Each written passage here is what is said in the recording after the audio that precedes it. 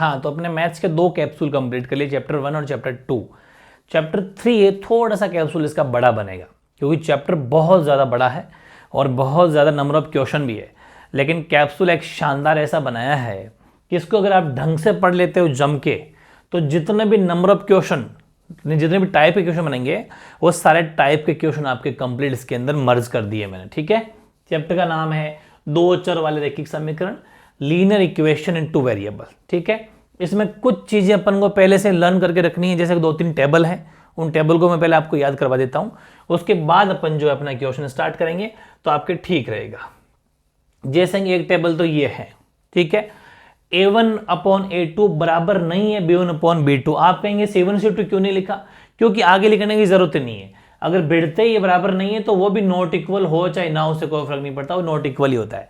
लेकिन a1 a2 बराबर नहीं है, अगर आगे चाहे कुछ भी हो, तो वो जो है वो प्रतिच्छेदी ग्राफ बनेगा। वो लाइन आपस में 2 लाइनें जो है वो प्रतिच्छेद करेगी, इंटरसेक्ट करेगी। अगर तीनों बराबर हैं, a1/a2 बराबर है b1/b2 के, बराबर है c1/c2 के, तो वो कोइंसिडेंट या संपाती। इसका मतलब होता है भाई एक ही लाइन पर अगर मैं ग्राफ बनाऊं तो सेम लाइन बनेगी। मतलब जैसे ये ग्राफ बना, तो अगर ये लाइन बन रही है पहले समीकरण की इक्वेशन की, जैसे इसको, तो दूसरी भी सेम लाइन पर ग्राफ आएगा, सेम टू सेम लाइन पर आएगा। मतलब जब आपस में तीनों बराबर हो, और जब ये दोनों तो बराबर हो लेकिन लास्ट वाला b1 b2 बराबर नहीं हो c1 c2 के, तो वो पैरेलल लाइंस आएगी या पैरेलल या समांतर ग्राफ बनेगा।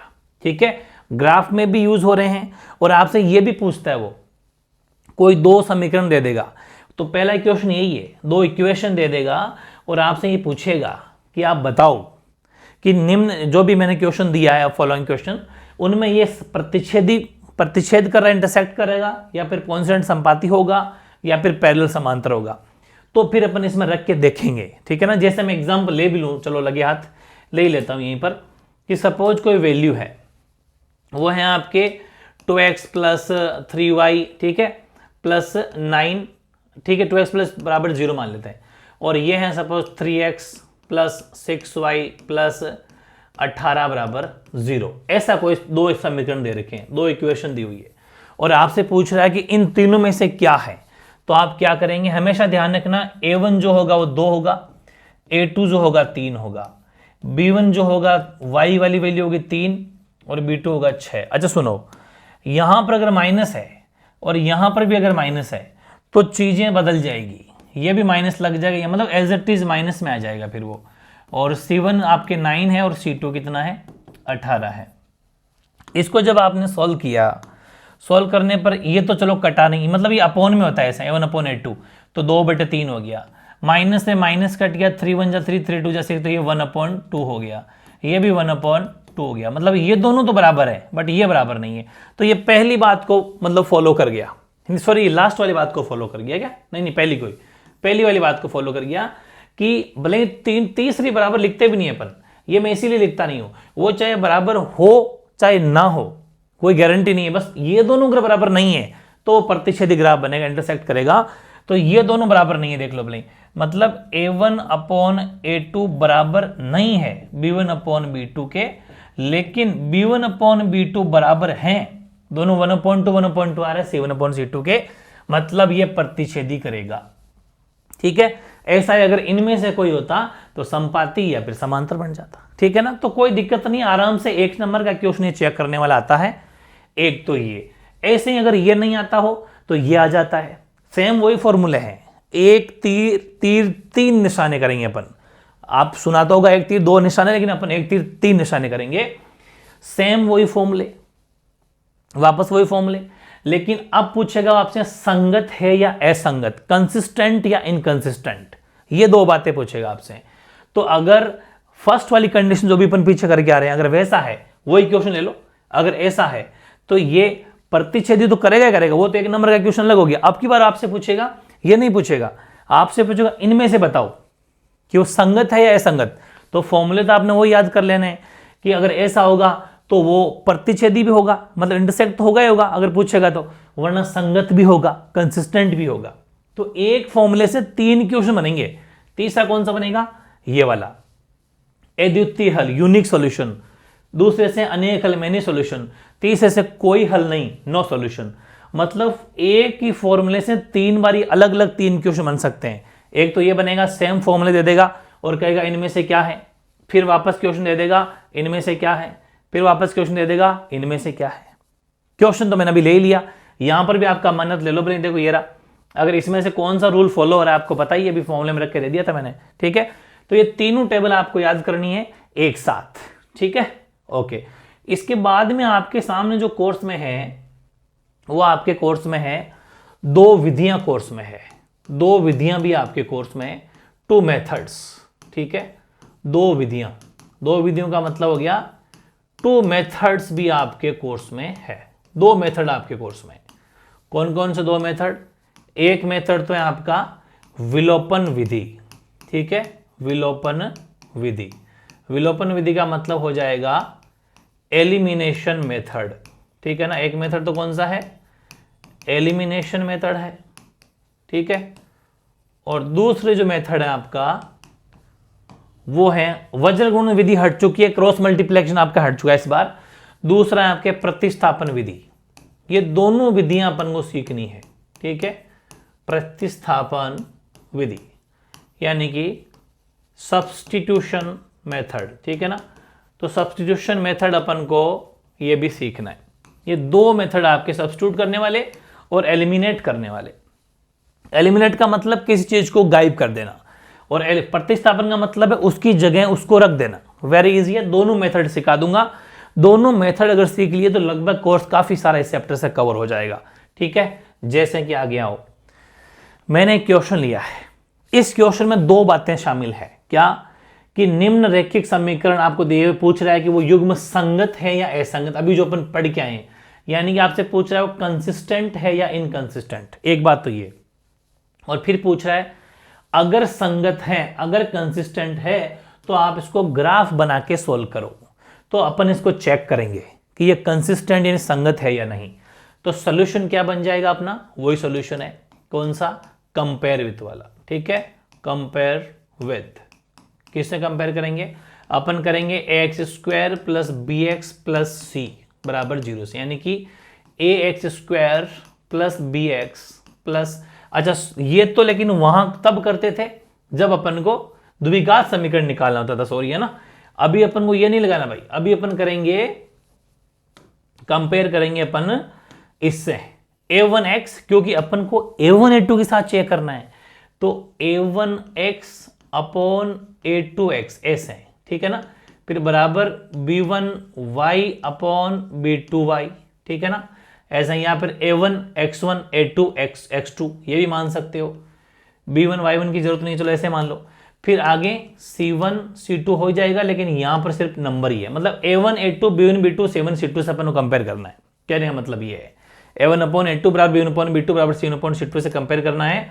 तो आप चाहें तो x ना भी लिखो, चलो कोई बात नहीं, हो तो अपन को वैसे ही पता है कि जो है a1 कौन सी वैल्यू होगी, b1 कौन सी वैल्यू होगी, ठीक है। यानी कि इससे तुलना करने पर, बस ये एक लाइन लिख देना, तुलना करने पर। किससे तुलना कर रहे हो? a1 बटा a2 बराबर b1 बटा b2 बराबर c1 बटा c2, ठीक है ना। ओके, चेक करते हैं। ये हमेशा a1 होगा, ये अपने a2 होगा। a1 कौन होगा? 2, मतलब x वाला। a2 कौन होगा? 4 बराबर b1 कौन होगा? y की वैल्यू वाला। लेकिन y किससे मल्टीप्लाई में है? y तो किसी से मल्टीप्लाई में है ही नहीं, मतलब उसके पास में 1 तो होता ही होगा ना, क्या फर्क पड़ता है, 1 तो है ही है। y नहीं लिखना, x और y नहीं लिखना, सिर्फ नंबर लिखना है, ठीक है। अपॉन ये 2y है, लेकिन माइनस का 2 लेना, जो साइन है वही लेना है, बराबर c1 माइनस का 6 है और c2 माइनस का 4 है। इसको काटो, ये कट के 1/2 हो गया। इसको काटो, ये तो कटेगा नहीं, 1 माइनस का 2, मतलब ये दोनों बराबर नहीं है, बराबर नहीं है। और ये देखो माइनस है, माइनस कट गया, 2 के पार्ट से 3 बार, 2 के पार्ट से 2 बार, ठीक है ना। इसका मतलब ये हुआ कि तीनों ही बराबर नहीं है। खैर ये बराबर हो या ना हो, हमें तो बिड़ते ही समझ में आ गया कि ये तो पहला रूल लग रहा है। कौन सा? ये वाला, देखो ये वाली टेबल काम कर गई, यानी कि a1 अपॉन a2 बराबर नहीं है b1 अपॉन b2 के। इसका मतलब संगत है, इसका मतलब ये क्या है? ये तो संगत है। मतलब देयरफॉर, स्टेटमेंट पूरा लिख देंगे अपन, देयरफॉर दिस इक्वेशन जो है वो देयरफॉर दिस इक्वेशन है लीनियर इक्वेशन, ठीक है। Therefore this linear equation are consistent, ठीक है, ये बात लिख देंगे। यानी कि अतः यह जो आपका रैखिक समीकरण है, रैखिक समीकरण, हाँ रैखिक समीकरण वो आपका संगत है, रैखिक समीकरण संगत है। उसने कहा था कि अगर संगत हैं, अगर कंसिस्टेंट हैं, तो क्या करें, ग्राफ बनाएं।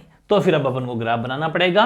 तो अब देखो ग्राफ कैसे बनाएंगे कि जो भी आपके सामने ये इक्वेशन बनी हुई है, कौन कौन सी इक्वेशन है आप ध्यान रखना, आपके सामने दो इक्वेशन है, कौन कौन सी, एक तो ये वाली और एक ये वाली, ठीक है। तो सबसे पहले यहां पर उनको इक्वेशन बनाओ, यहां बनाओ कि 2x, ऐसे थोड़े स्टेटमेंट लिख देना, बाय ग्राफिकल मेथड, थोड़ा अच्छा बन जाएगा स्टेटमेंट, बाय ग्राफिकल मेथड, ठीक है।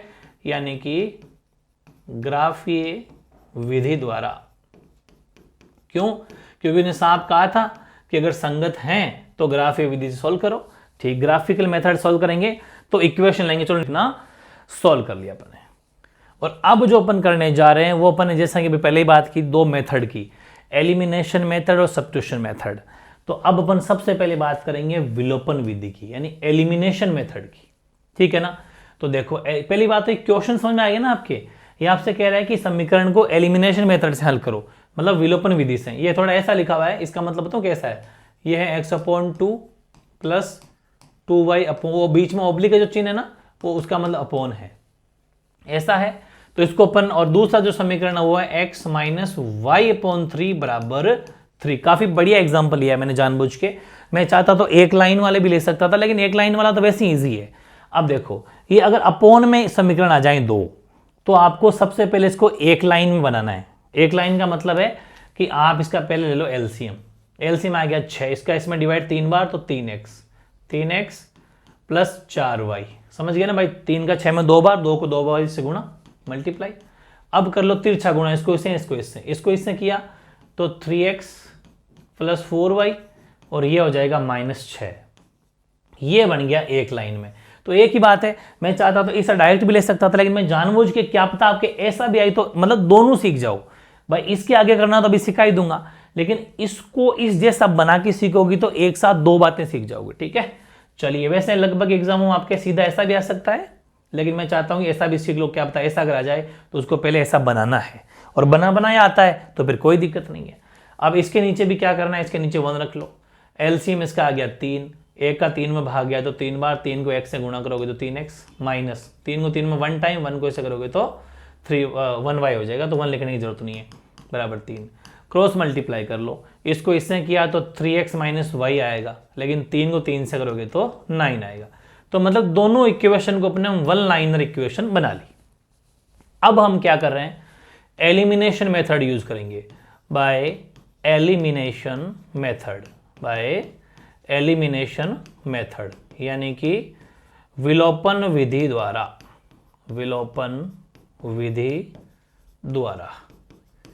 विलोपन विधि क्या कहती है, एक बार देखो, विलोपन विधि द्वारा इसको अपन सोल्व करेंगे। विलोपन विधि में, एलिमिनेशन मेथड में एक ही काम करना है, क्या करना है कि सबसे पहले इक्वेशन 1 और 2 बनानी है, जो ऐसे अपॉन में दे रखी है तो उसको वन लाइनर बनाना है, पहला काम तो ये।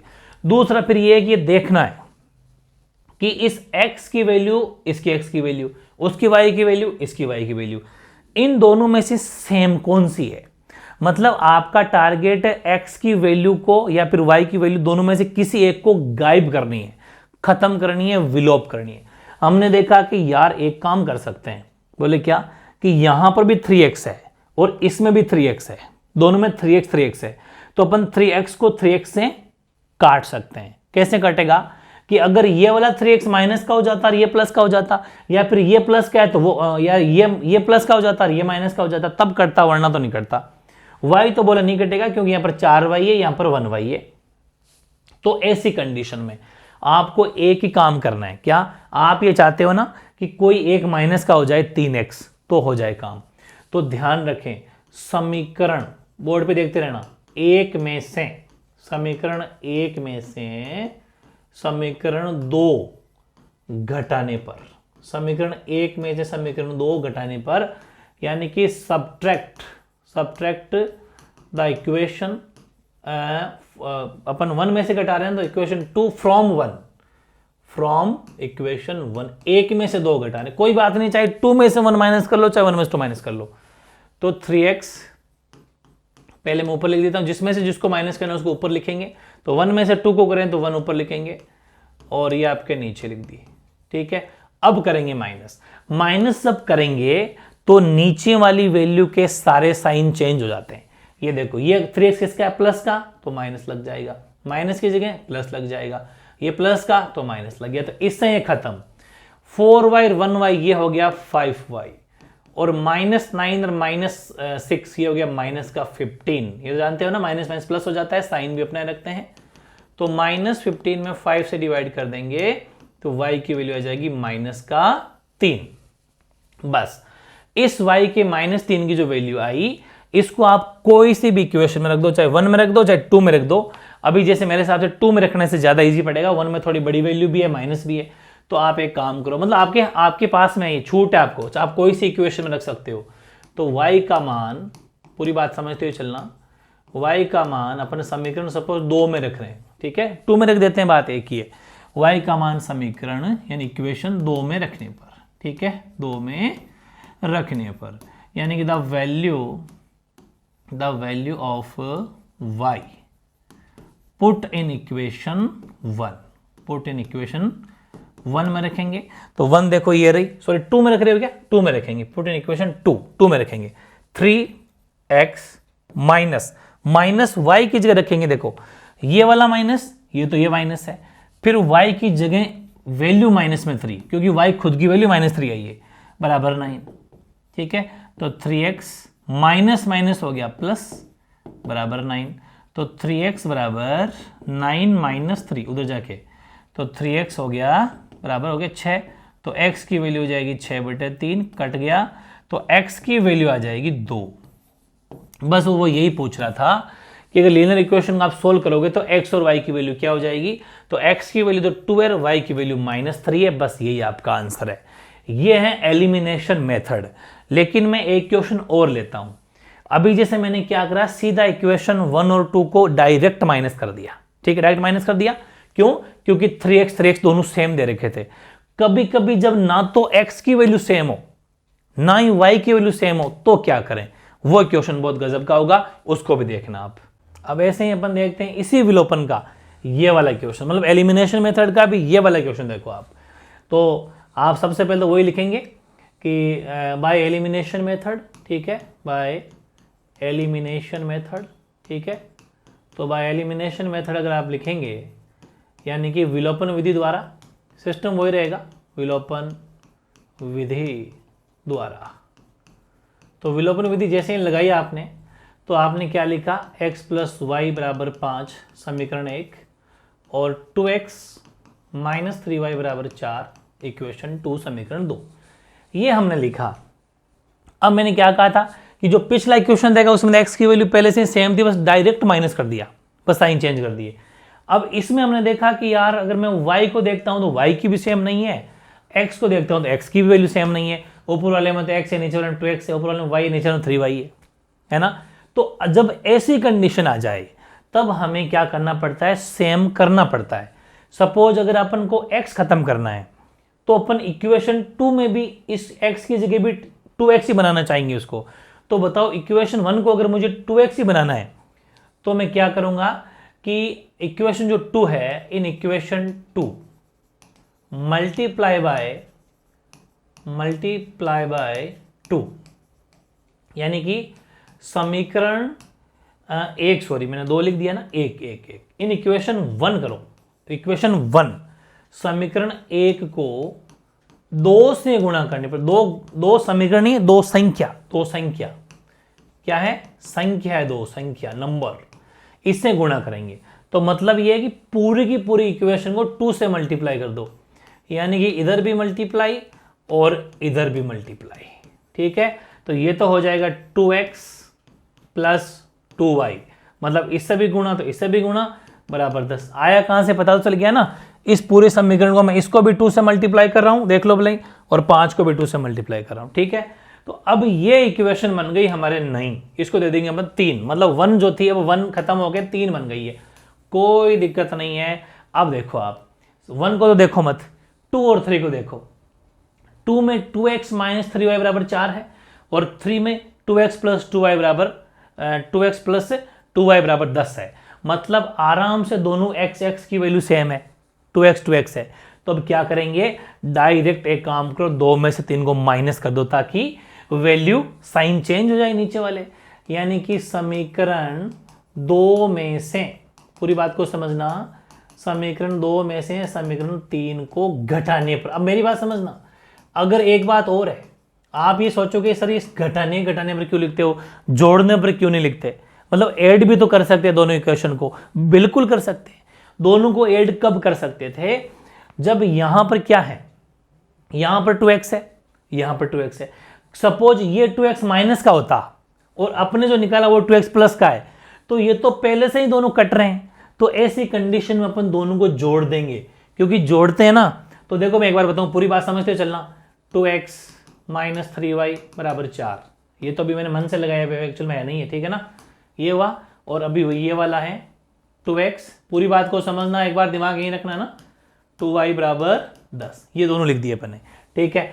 अभी तो मैंने लिखा घटाने पर लिखूंगा तो साइन चेंज हो जाएंगे, लेकिन अगर ये ऑलरेडी ऐसा होता तो मैं दोनों को जोड़ देता, यहां पर जोड़ने पर लिख देता, जोड़ने पर, तब ये नीचे वाले साइन चेंज नहीं होते, क्योंकि ऑलरेडी वो तो माइनस का ही होता मेरे, तो फिर क्या दिक्कत थी, वैसे ही कट जाता उससे। बस ये ध्यान रखना है। तो जरूरी नहीं है हर बार इक्वेशन को आप जोड़ो, क्या नाम हो, घटाओ, जोड़ने पर भी काम हो सकता है अगर वो पहले से ही माइनस का हो तो, हालांकि अभी नहीं है, इस बात का आपको जरूर ध्यान रखना है। तो 2x एंड 2x खत्म हो गया, माइनस का 3y माइनस का 2y, तो ये हो गया माइनस का 5y, ये माइनस का 10 और वो 4 है ना, 10 और 4 ही तो है, क्योंकि वो तो हुआ अपना 4, ये हुआ 10, ठीक है। तो माइनस का 6, तो y की वैल्यू हो जाएगी माइनस का 6/5, माइनस का 5, यानी कि y की वैल्यू हो जाएगी 6/5। ध्यान करना भाई, गलती ना रह जाए ना।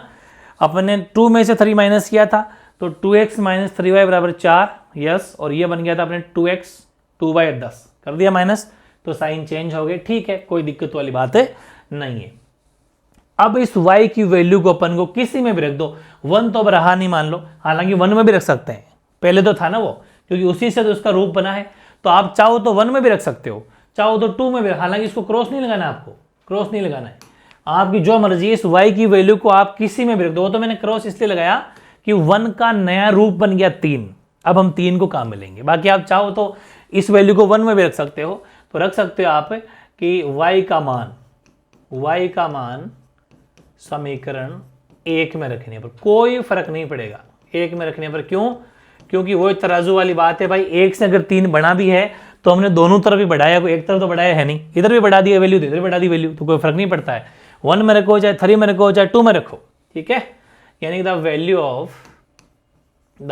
Of y put in equation 1, equation 1 में रखेंगे भाई, तो चलो ये रख देते हैं। 1 है x प्लस y की जगह 6/5, या 6/5 बराबर 5, तो x बराबर 5 अपनी जगह रहेगा, 6/5 इधर जाके माइनस का हो जाएगा, ठीक है। एलसीएम ले लो इसका, तो x की वैल्यू आ जाएगी 5, 5 पे हो गए 25, ये हो गए आपके 6, तो x की वैल्यू कितनी हो जाएगी, x की वैल्यू हो जाएगी 25 में 6 तो 19/5, 19/5। बस x और y की वैल्यू आ चुकी है, तो कोई दिक्कत नहीं है। ये वाला जो अपन ने किया था ये ऐसे हो जाएगा, इसमें अपोन वैल्यू थी, अपोन से इक्वेशन बनाई और वो ऑलरेडी कट रही थी इसलिए हमने माइनस कर लिया। लेकिन यहां पर जो अपन ने किया, इसमें पहले अपन को बराबर करना पड़ा फिर माइनस किया, ठीक है। कभी कभी प्लस भी कर सकते हैं, वो बात ही मैंने आपको बता दी है। आंसर आप वगैरह आप आराम से चेक कर लेना। अगला क्वेश्चन ये है, मतलब अपने विलोपन विधि लगभग सीख लिए, अब है आपकी प्रतिस्थापन विधि, सब्स्टिट्यूशन मेथड, ठीक है ना। ये भी बड़ा गजब का है, कमाल का है। सब्स्टिट्यूशन मेथड अपन देख लेते हैं। हाँ, ये रहा आपका सब्स्टिट्यूशन मेथड। अब आप इस पर मत जाना, भी इस पर नहीं जाएंगे, ये आपकी बुक का ही क्वेश्चन है, लेकिन इस पर अपन अभी नहीं जाएंगे। सबसे पहले हमारे पास में चाहे मेथड कोई सा भी हो, ध्यान से समझना आप, जो भी अपन ने पीछे दोनों क्वेश्चन किए ना विलोपन विधि के, एलिमिनेशन मेथड के, उन्हीं दोनों क्वेश्चन को अगर अपन इस वाली मेथड से भी करें तो आंसर सेम ही आता है, ये ध्यान रखना आप, ठीक है। तो क्वेश्चन का फॉर्मेशन भी सेम ही होगा। जैसे इन्होंने आपको क्वेश्चन दिया है 2x + 3y = 11 और 2x - 4y = -24, ये आपको दो इक्वेशन दी है, ठीक है। सबसे पहला काम आपको क्या करना है, समीकरण 1 और समीकरण 2 देना है, वही सेम टू सेम वही वाला काम, ठीक है। लेकिन समीकरण इक्वेशन देने से पहले आप एक काम करो, सबसे पहले ये लिख देना बाय सब्स्टिट्यूशन मेथड, यानी कि प्रतिस्थापन विधि द्वारा। सबसे पहले आपको ये लिखना प्रॉपर, प्रतिस्थापन विधि द्वारा, ये लाइन लिखने के बाद में इक्वेशन देना भाई, ठीक है। मैं जानबूझ के मिटा के लिखा है ताकि आप गलती ना करो, सिस्टम पूरा फॉलो करो। अब आप यहां पर लिखेंगे बाय इक्वेशन 1, समीकरण 1 से। क्या लिखेंगे आप, हिंदी में लिख देंगे समीकरण 1 से। समीकरण 1 क्या कहता है, 2x + 3y = 1। एक बार इसको लिखेंगे, 1 थोड़ी 11 है, 11 कर देंगे, कोई बात नहीं। 2x 3y 11 है, 2x 4y 24 है माइनस का, ठीक है। अब देखो 2x = 11 - 3y। अब एक बात बताऊं मैं आपको, जैसे अपन ने ग्राफ के अंदर x को या y को सेपरेट किया था ना, बस प्रतिस्थापन विधि में भी, सब्स्टिट्यूशन मेथड में भी सेम टू सेम ग्राफ की तरह ही करना है।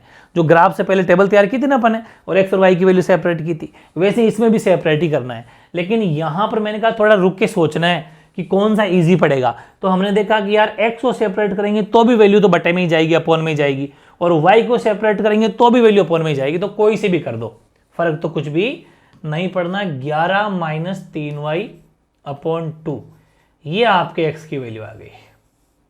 इसको देना है इक्वेशन 3। एलिमिनेशन मेथड में, विलोपन विधि में समीकरण 3 नहीं देते थे, इस वाले मेथड में अपन को इक्वेशन 1, 2 तो उसको और तीसरी इसको देनी है जिसको अपन सेपरेट कर रहे हैं। क्यों, वो सिखाता हूं। अब देखो ये जो अपन इसको दिया, अब यहां पे एक लाइन लिखनी है आपको। क्या लिखनी है कि जो ये वैल्यू आई x की, ठीक है, यानी कि x के इस मान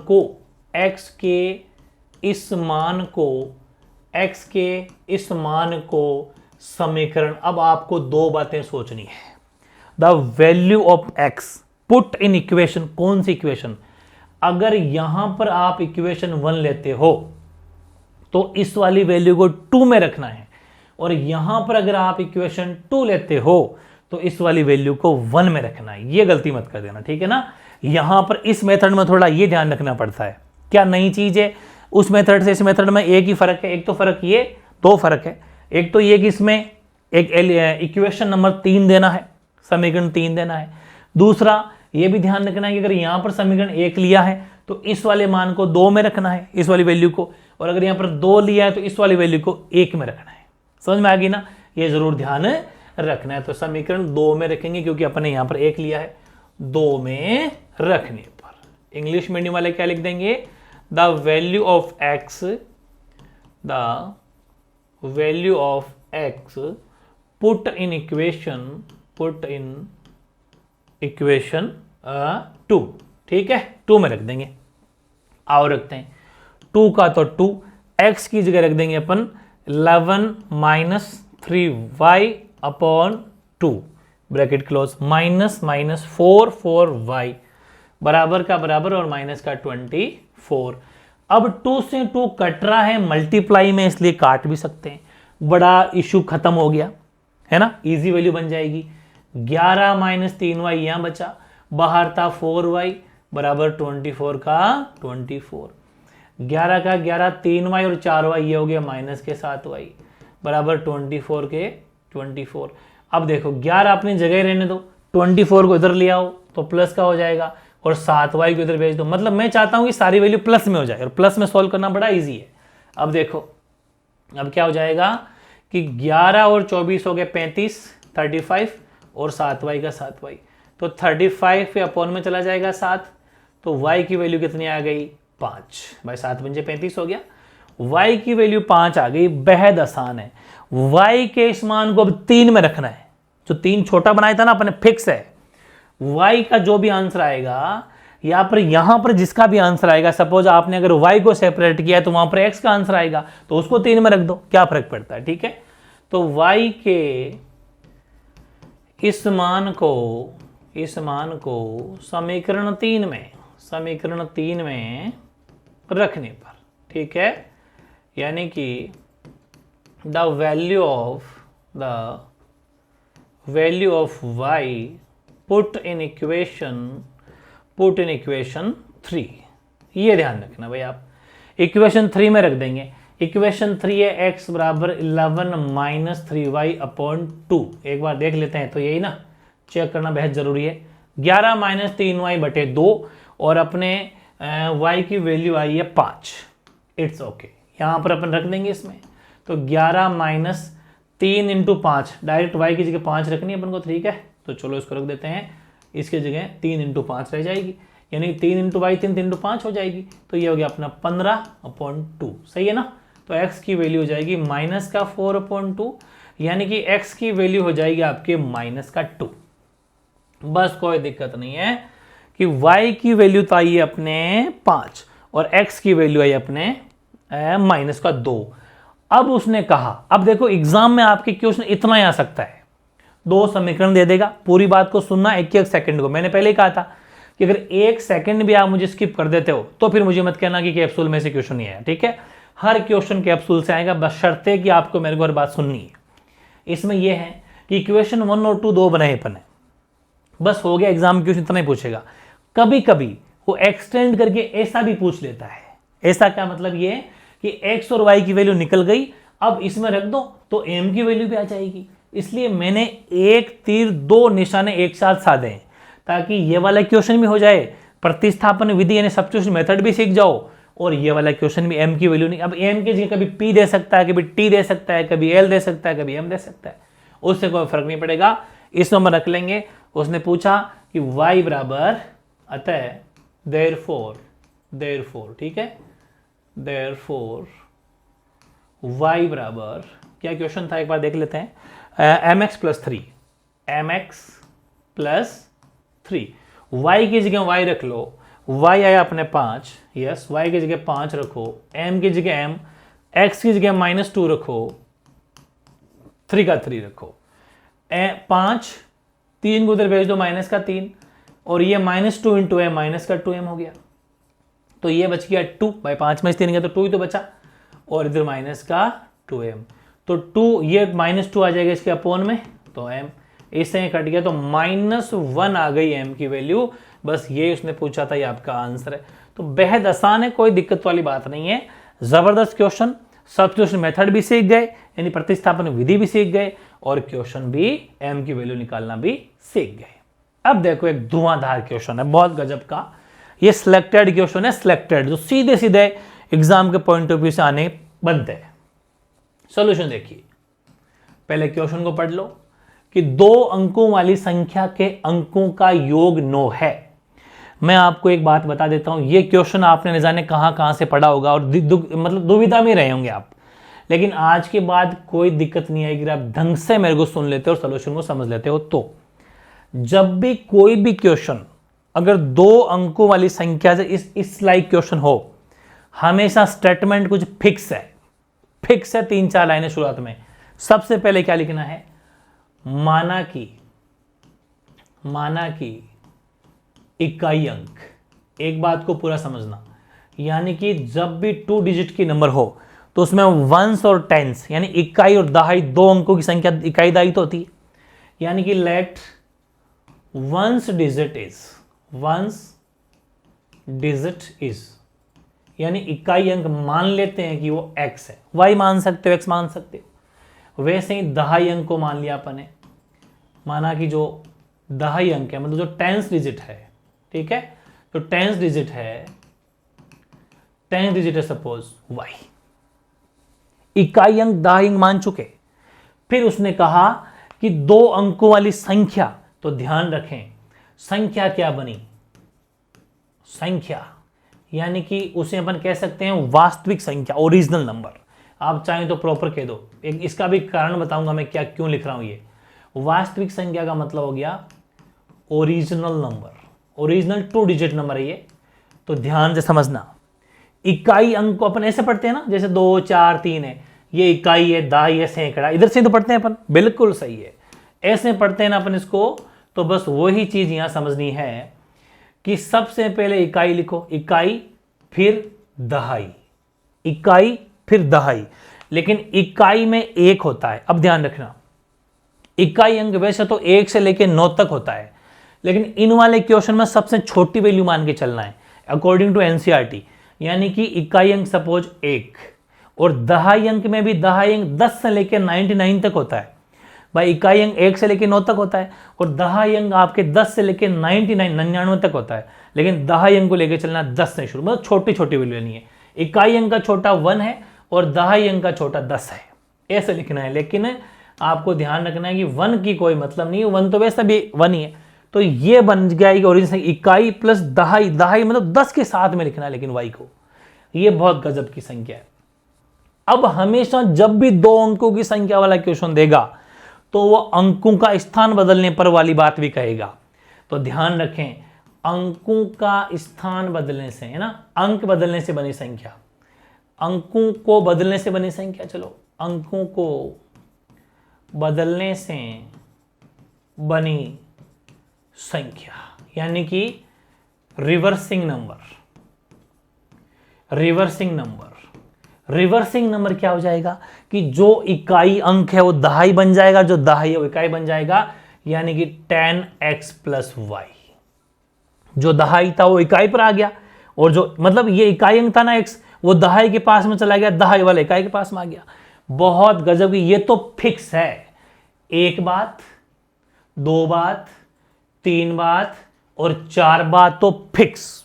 जब भी क्वेश्चन आ जाए आपको 2 अंकों वाली संख्या वाला, बहुत इंपॉर्टेंट क्वेश्चन है, न जाने कितने उलझे हुए रहे होंगे आप, लेकिन अब नहीं उलझोगे। 4 बातें तो फिक्स, ठीक है। पांचवी बात होगी प्रश्नानुसार, ये लिखेंगे आप। स्टेटमेंट जो जैसा मैं लिख रहा हूं पूरा हूबहू लिखना है, अकॉर्डिंग टू क्वेश्चन, ठीक है, अकॉर्डिंग टू क्वेश्चन। आपको फुल फॉर्म पूरी लिखनी है, भाई मैं शॉर्ट में लिख रहा हूं। प्रश्नानुसार पहली शर्त, हिंदी वाले एक लाइन लिख देना, हिंदी मीडियम वाले पूरी एक लाइन लिखना। प्रश्नानुसार पहली शर्त, according to question first condition. First condition क्या है? फर्स्ट कंडीशन ये है कि 2 अंकों वाली संख्या के अंकों का योग 9 है, मतलब कि इकाई अंक तो x है, इकाई दहाई दोनों, चलो ऐसे भी लिख सकते हो, x प्लस वाई भी लिख दो, कोई फर्क नहीं पड़ेगा। x प्लस वाई बराबर 9 है, समीकरण 1 बन गया। मतलब आपको हमेशा एक बात का ध्यान रखना है, ये 4 पॉइंट तो फिक्स। फिर यहां इक्वेशन 1 जो बनेगी वो आपको या तो पहली लाइन में होगी, और वो बताऊं क्या होगी, या तो होगी कि 2 अंकों वाली संख्या का योग 9 है, या 2 अंकों की संख्या का अंतर 9 है, मतलब अंतर होता तो माइनस लग जाता, अंतर 6 है, अंतर 5 है, योग 9 है, योग 13 है। योग का मतलब सम में तो सम का प्लस का साइन लगा दो, डिफरेंस अंतर डिफरेंस का साइन लगा दो। या फिर पूछता है कि गुणनफल, तो कोई बात नहीं, x इंटू वाई बराबर, मतलब बीच में इंटू लग जाएगा, गुणनफल का मतलब प्रोडक्ट, तो मल्टीप्लाई लग जाएगा, बस इसके अलावा कोई क्वेश्चन नहीं बनता। प्लस माइनस मल्टीप्लाई 3 ही बनेगा, हमेशा एक इक्वेशन तो सीधी सीधी बन जाएगी ये वाली। अब जो एक्सरसाइज करनी है अपन को, जो मतलब हार्डवर्क करना, थोड़ी मेहनत करनी है, वो इक्वेशन 2 के लिए है। उसके लिए लिखो दूसरी शर्त, सेकंड कंडीशन। दूसरी शर्त क्या है? सेकंड कंडीशन, ठीक है ना। तो सेकंड कंडीशन क्या है, देखिए ध्यान से समझना। सेकंड कंडीशन अपनी क्वेश्चन में दे रखी है, क्या दी हुई है कि इस संख्या का 4 गुना, यानी कि 4 times this number. This number का मतलब, इस संख्या का मतलब है ओरिजिनल संख्या। फिर समझ लो, जब भी ये कहना कि इस संख्या, दिस नंबर, मतलब वो आपको इस वास्तविक संख्या ओरिजिनल नंबर की ओर इंडिकेट कर रहा है, ठीक है। इस संख्या का मतलब है, मैं थोड़े कलर अलग चेंज से लिख रहा हूं, कि जो ये संख्या है ना, ये इसका तो है 4 गुना, ये लो साहब 4 गुना, इसका 4 गुना। अंकों को पलटने से बदलने से, यहां पर आप एनसीईआरटी की लैंग्वेज रखना, चलो पलटने रख लो, बिल्कुल डिट्टो सेम रख दो, कोई दिक्कत नहीं है। पलटने रिवर्सिंग इंग्लिश में सेम ही है, पलटने लिख देना, बिल्कुल हूबहू हो जाएगा। अंकों को पलटने से बनी संख्या, ये बनी, देखो ये रही, ये बनी थी 10x प्लस वाई, इसका 7 गुना है, इसका 7 टाइम्स है, ये लो 7 टाइम्स, बीच में लगा दो बराबर बस। यानी कि इसका 4 गुना और पलटने से बनी संख्या का 7 गुना, दोनों आपस में बराबर है। मल्टीप्लाई करो, ये हो गया 40y, ठीक है ना भाई, 4 को इससे किया तो ये हो गया 4x, ये हो गया 70x और ये हो गया आपके 7y, बारी बारी मल्टीप्लाई हो गया। नेक्स्ट पेज लेना पड़ेगा, यानी कि आपके क्या है यहाँ पर, एक बार थोड़ा यहीं लिख लेते थोड़ा बहुत, तो y y एक तरफ कर लो, 40y में से माइनस कर दो 7y, ठीक है, और 70x में से माइनस कर दो 4x, तो 40y में से 7y जाएगा तो 33y बच जाएगा और 66x बच जाएगा, ठीक है। यानी कि 33 तो y बच गया और 66 बच गया, बहुत इजी, ठीक है। अब देखो करना क्या है, y बराबर 66x अपॉन में भेज दो 33 को, इसको नीचे भेज दो, कट गया साहब, तो y की वैल्यू आ जाएगी 2x, क्योंकि 33 2 बार कटता है, y की वैल्यू जबरदस्त क्वेश्चन आ गया, 2x आ गई। इस वैल्यू को इक्वेशन 1 में रख दो बस, यानी कि the value of y put in equation 1, put in equation कर दो 1, यानी कि y के इस मान को, इस दिस वैल्यू ऑफ y, एक ही बात है, इस मान को समीकरण 1 में रखने पर, समीकरण 1 में रखने पर, एक क्या कहता है, एक कहता है x प्लस वाई बराबर 9, x प्लस वाई की जगह 2x बराबर 9, y की जगह 2x रखना है बस, ठीक है।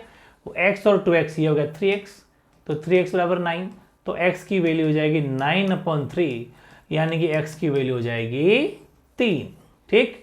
x की 3 है, इसकी मदद से y में रख दो इसको, लेकिन y तो आ चुकी ना, y नहीं है, y इसमें आ जाएगी, इसको इसमें रख दो, यानी कि x के मान को y में रख दो, ठीक है, ओके। इसको भी इक्वेशन दे दो, बोले 2 दे दो, चलो, तो x के मान को, x के इस मान को समीकरण 2 में रख दो, ठीक है, 2 में, तो आपकी x आ जाएगी, and the value of x put in equation 2, put equation 2, तो y बराबर 2 इंटू एक्स इज 3, तो y बराबर आ गया अपने 6, समझ में आ गई। यानी कि x की वैल्यू 3 आई और y की वैल्यू 6 आई, तो कोई दिक्कत नहीं है। अब हम लिखते हैं यहां पर गजब का क्वेश्चन, चलते हैं वापस। इसने क्या कहा कि वह संख्या ज्ञात कीजिए, यानी कि फाइंड द नंबर, संख्या का मतलब हमेशा जब भी कहे संख्या ज्ञात कीजिए, मतलब वो आपका वास्तविक संख्या की ओर इंडिकेट कर रहा है, वो ओरिजिनल नंबर पूछ रहा है। लेकिन यहां पर लिखा हुआ हो कि अंकों को पलटने से बनी संख्या ज्ञात कीजिए, फाइंड द रिवर्सिंग नंबर, तब हमें इसके अंदर वैल्यू रखनी है, इसका जरूर ध्यान रखना। हालांकि अभी तो इसमें वैल्यू रखेंगे, तो आओ इधर, अतः संख्या है ना, अतः संख्या, यानी कि देयरफॉर द नंबर क्या बनेगा, नंबर तो अपना ओरिजिनल लेके चलना है, तो ओरिजिनल क्या था, ओरिजिनल है आपका 10y प्लस एक्स, एक बार लिखो यहां पर 10y plus x, 10 into Y है वो, y की जगह रख दो 6 प्लस एक्स की जगह रख दो 3, यानी कि ये हो गया 60, भाई मल्टीप्लाई पहले होता है बोर्ड में उसके नियम से, तो ये हो गया 63 आंसर आ गया। बस ये इसने पूछा था, लेकिन अगर ये पूछ लेता कि फाइंड द रिवर्सिंग नंबर, यानी कि अंकों को पलटने से बनी संख्या ज्ञात करो, तो हम इसमें रखेंगे। तो देखो वो भी बता देता हूं, क्या पता वैसा पूछ ले, अथवा और रिवर्सिंग नंबर, यानी कि अंकों को पलटने से बनी संख्या, वो है आपकी क्या है, वो है आपकी 10x plus Y, 10x plus Y. एक बात बताऊंगी मैं आपको, ट्रिक है ये अगर 63 है तो आंसर 36 आएगा इसका। अगर यहां पर 53 होता तो ये 35 होती, अगर यहां पर 38 है तो ये 83 होती, मतलब इधर से इसको लिखना है, लेकिन वैसे सीधा कर नहीं सकते, ठीक है ना, इसलिए थोड़ी फॉर्मेलिटी पूरी करनी पड़ती है। क्लास 10th रहेगी ना, इसलिए कंपटीशन में तो 1 सेकंड में करा दूं भी। तो x की वैल्यू क्या है, यहाँ देखो 10 इंटू एक्स, एक्स की वैल्यू कितनी है, x की वैल्यू 3, यस x की वैल्यू 3 है, प्लस वाई की वैल्यू 6 है, 6 रख दो। बोर्डमस के नियम से पहले मल्टीप्लाई होगा, ये बराबर 6, तो यानी कि 36 आ गया, आया ना आंसर। इसी का उल्टा आएगा, मतलब 3 पहले 6 बाद में, एक ही बात है, लेकिन करना पूरा ही पड़ेगा, है ना। तो ये था शानदार क्वेश्चन 2 डिजिट वाला, वेरी इंपॉर्टेंट अपना कंप्लीट। अगला क्वेश्चन देखो, ये भी बहुत गजब का क्वेश्चन है। ये है कि दो संख्याओं का अंतर, अंक नहीं है, दो संख्याओं का अंतर 26 है, बड़ी संख्या छोटी संख्या के 3 गुने से 4 ज्यादा है। The difference between two numbers is 26 and the larger number is 4 more than 3 times the smaller number, find the numbers. यानी कोई दिक्कत नहीं है, दो संख्याओं का अंतर 26 है और बड़ी छोटी की बात कर दी इसने, तो सोल्यूशन अपने एक काम लिखेंगे, क्या लिखेंगे कि माना कि, बड़ा गजब का क्वेश्चन है, माना कि बड़ी संख्या, माना कि बड़ी संख्या, लेट द लार्जर नंबर, ठीक है ना, लेट द लार्जर नंबर, वो हो जाएगा सपोज x, फिर मान लेते हैं छोटी संख्या, छोटी संख्या यानी कि स्मॉलर नंबर, ठीक है, स्मॉलर नंबर, वो है सपोज y। फिर उसने पूछा कि दोनों का अंतर 26 है, डिफरेंस, यानी कि बड़ी में से छोटी माइनस कर दिया तो 26 है। बस ऐसे क्वेश्चन बड़े इजी होते हैं, इनमें इक्वेशन, फर्स्ट इक्वेशन बड़ी इजी बनती है, सेकंड के लिए माथापच्ची करनी होती है, ठीक है। अब देखो सेकंड कंडीशन, तो लिख देना according to question, according to question second condition, ठीक है ना। सेकंड कंडीशन क्या हो जाएगी, यानी कि सेकंड कंडीशन यानी कि प्रश्नानुसार। देखो मैं स्टेटमेंट में बिल्कुल कंजूसी नहीं कर रहा हूं, आपको भी ऐसा ही करना है, पूरी लिखनी है आपको, ठीक है ना, स्टेटमेंट में कमी नहीं। प्रश्नानुसार दूसरी शर्त क्या है कि बड़ी संख्या जो है, कौन है बड़ी संख्या, x, बड़ी संख्या छोटी संख्या जो है y, छोटी संख्या y है, उसके 3 गुने से भी 4 ज्यादा है। समझ में आई। अब आप कहेंगे कि बड़ी संख्या मतलब बड़ी संख्या है कौन, x। हमेशा मैंने एक बात पहले ही बता दी थी कि हमें क्वेश्चन में कभी बड़ा छोटा नहीं रखना है, हमें दोनों तरफ तराजू की तरह बिल्कुल बराबर रखना है। तो बड़ा कौन है, x है, छोटी कौन है, y है, दोनों को क्या करना है, बराबर। लेकिन ये x बड़ा है पहले से कितना, कि बड़ी संख्या छोटी संख्या के 3 गुने में 4 जोड़ूं तब जाके इसके बराबर होती है। बस ये ध्यान रखना, ठीक है ना। बहुत गजब का क्वेश्चन हो गया। इसको मतलब x बराबर 3y + 4, ये अपनी इक्वेशन 2 आ गई। इसको आप डायरेक्ट पुट इन इक्वेशन 1 कर दो, यानी कि x के इस मान को समीकरण 1 में रखने पर, समीकरण 1 में रखने पर the value of x put in equation 1, ठीक है ना। तो x की जगह रखना है, x की जगह रखो 3y + 4, इसकी जगह -y बराबर 26। 3y में से 1y गया तो 2y + 4 बराबर 26। तो 2y = 26 में ये 4 इधर आ जाएगा तो माइनस का हो जाएगा, नंबर एक तरफ, तो 2y की वैल्यू हो जाएगी 22। तो y की वैल्यू क्या हो जाएगी, y बराबर 22/2 कट गया, तो y की वैल्यू आ जाएगी 11। y के इस मान को 2 में रख दो, यानी y के मान को 2 में, समीकरण 2 में the value of y put in equation 2 में रखा तो x आ जाएगा, x बराबर 3 × y की जगह रख दो 11 + 4 यानी कि 33 + 4, तो x की वैल्यू आ जाएगी 37। x आ गया 37, y आ गया 11। पूछा क्या था, संख्याएं याद करो, ठीक है। तो कोई दिक्कत नहीं, लिख देना अतः देयरफॉर बड़ी संख्या यानी लार्जर नंबर यानी x, वो तो है आपका 37 और 37, ठीक है ना, 37। और छोटी संख्या का मतलब स्मॉलर नंबर वो है आपका 11। आ गया आंसर 37 और 11। तो कोई दिक्कत नहीं है, वेरी इंपॉर्टेंट है। दूसरी बात, अपने आप को अगर चेक करना है कि मेरे आंसर सही है क्या, तो कर सकते हो। इसने क्या कहा कि दो संख्याओं का अंतर 26 है, तो 37 में से 11 को माइनस करके देख लो 26 आ रहे हैं क्या। 7 में से 1 गया तो 6 बचा, 3 में से 1 गया तो 2 बचा, बिल्कुल 26 आ रहा है, मतलब आपका आंसर बिल्कुल सही है। तो बहुत गजब का क्वेश्चन है। ऐसा कोई सा भी क्वेश्चन आएगा तो सेम सॉल्यूशन आपको करना है। अगला क्वेश्चन, अगला क्या है, उम्र वाला प्रश्न। मैंने कहा ना एज वाले क्वेश्चन इसमें आते हैं कि 6 वर्ष बाद एक आदमी की आयु उसके पुत्र की आयु की 3 गुना हो जाएगी और 3 वर्ष पूर्व वह अपने पुत्र की आयु का 9 गुना था। उनकी वर्तमान आयु ज्ञात कीजिए। After 6 years a man's age will be 3 times his son's age and 3 years ago he was 9 times his son's age. Find their present age. Very easy है। देखो उम्र वाले प्रश्न को भी ध्यान से करना। उम्र वाले प्रश्न में अगर मैं एक भी सिखा दूंगा तो सारे सेम ही होने हैं हमेशा। या तो देखो बाप बेटा होगा या बाप बेटी होगा या माँ बेटा होगा, माँ बेटी होगा, भाई बहन होंगे, कोई से भी दो ऐसे प्रश्न आते हैं, या कोई दो मित्र होंगे, 2 फ्रेंड होंगे, या फिर ए और बी होगा, कोई क्या फर्क पड़ता है, सेम सिस्टम है। अभी यहां पर एक आदमी और उसका बेटा है, तो देखो उसने कहा कि 6 वर्ष बाद एक आदमी की और उसके पुत्र की आयु, दोनों की वर्तमान यानी दोनों की प्रेजेंट एज पूछ रहा है।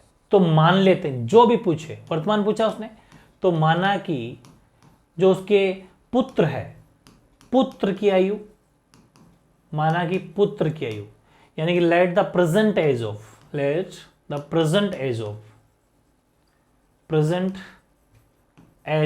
हिज सन, ठीक है ना, हिज सन, सपोज मान लेते हैं वो x है, तो पिता की क्या हो जाएगी, आदमी मान लो, चलो आदमी की आयु है ना, आदमी की आयु यानी कि मैंस एज, एक ही बात है, वो सपोज अपन मान लेते हैं y, एक्स और y से इंडिकेट कर दिया अपन ने, ठीक है ना। ओके, अब उसने कहा क्या कि 6 वर्ष बाद, ठीक है, according to question first condition यानी कि प्रश्नानुसार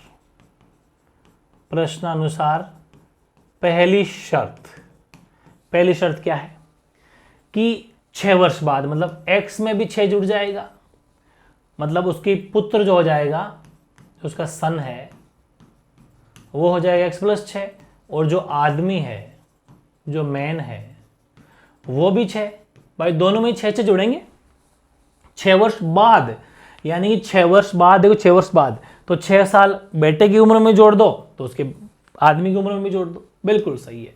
अब क्या करेंगे, उसने कहा उस अकॉर्डिंग चल लेंगे अपन, तो ये करने के बाद हम लिख देंगे, इसलिए क्या हो जाएगा कि x + 6 और ये है y + 6। मैंने एक बात कही थी भी आपको कि कभी भी मैथ्स के अंदर बड़ा छोटा नहीं रखना है, दोनों को बराबर करना है।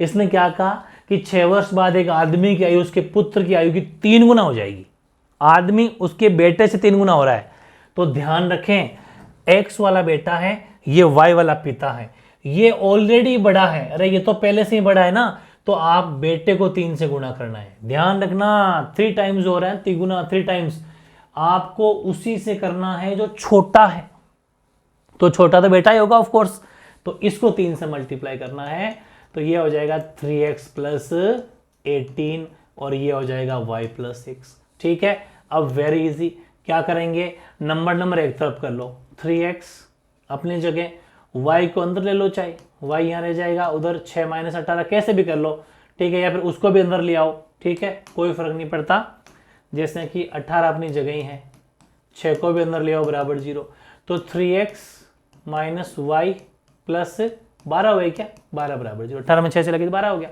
ठीक है, ये चीज हो गई, ये इक्वेशन बन गई अपनी फर्स्ट।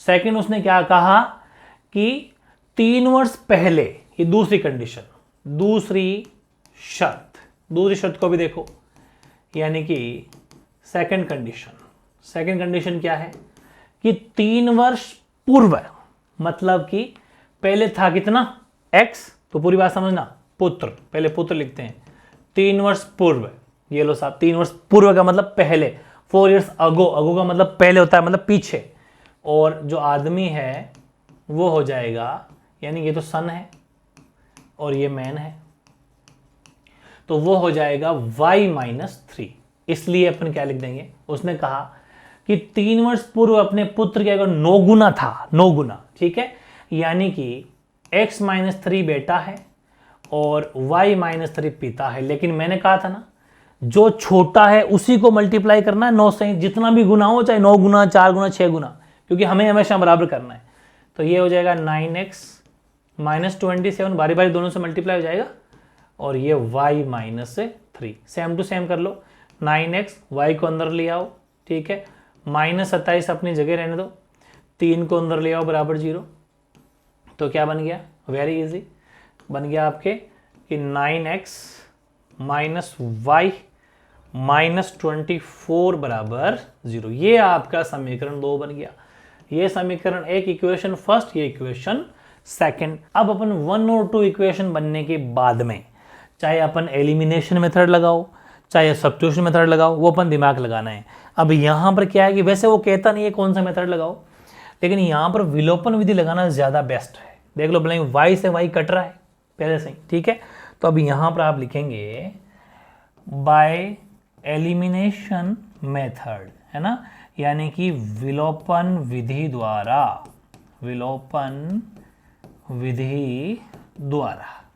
विधि द्वारा अपन ये काम करेंगे। देखो क्या करेंगे, इक्वेशन फर्स्ट है हमारी 3x -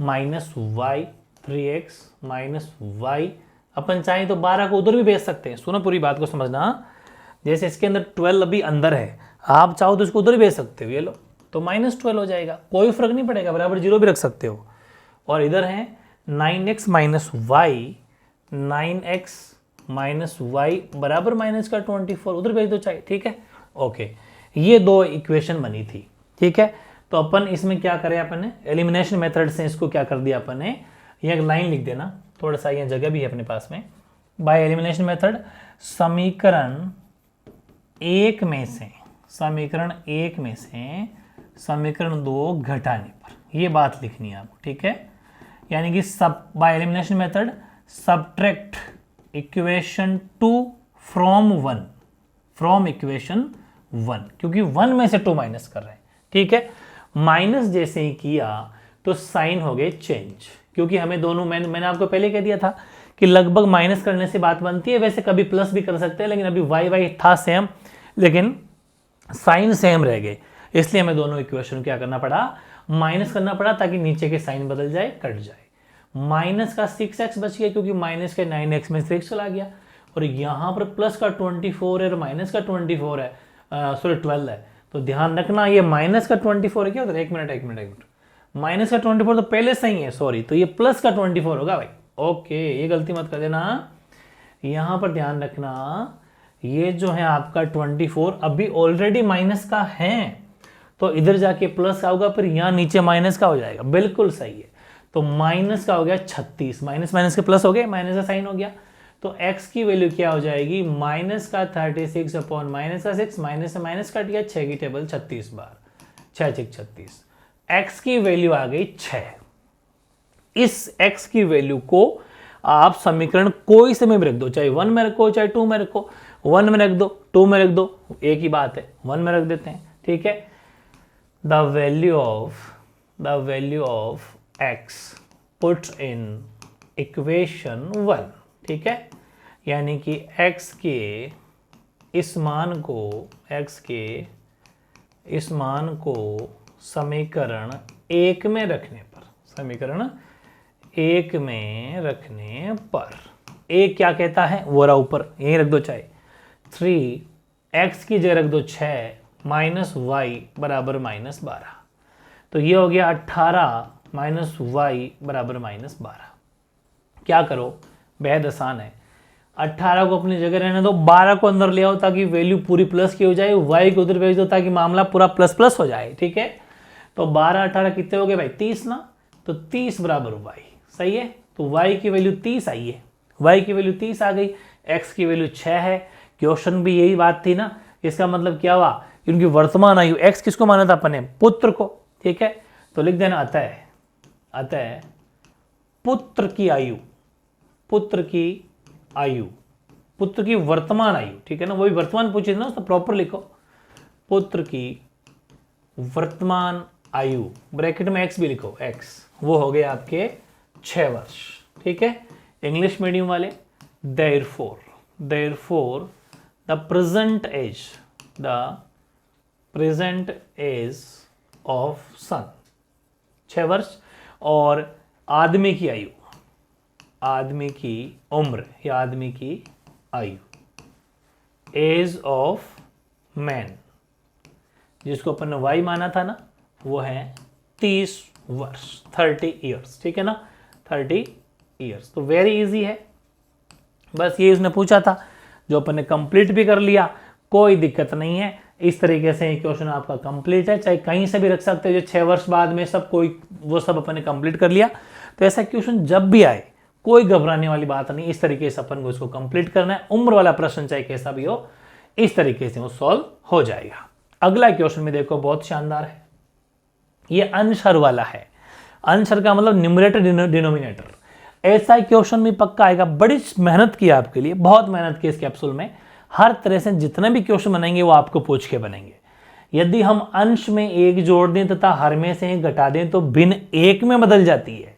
यदि हर में 1 जोड़ दें तो ये 1/2 हो जाती है। तो बताओ भिन्न क्या है?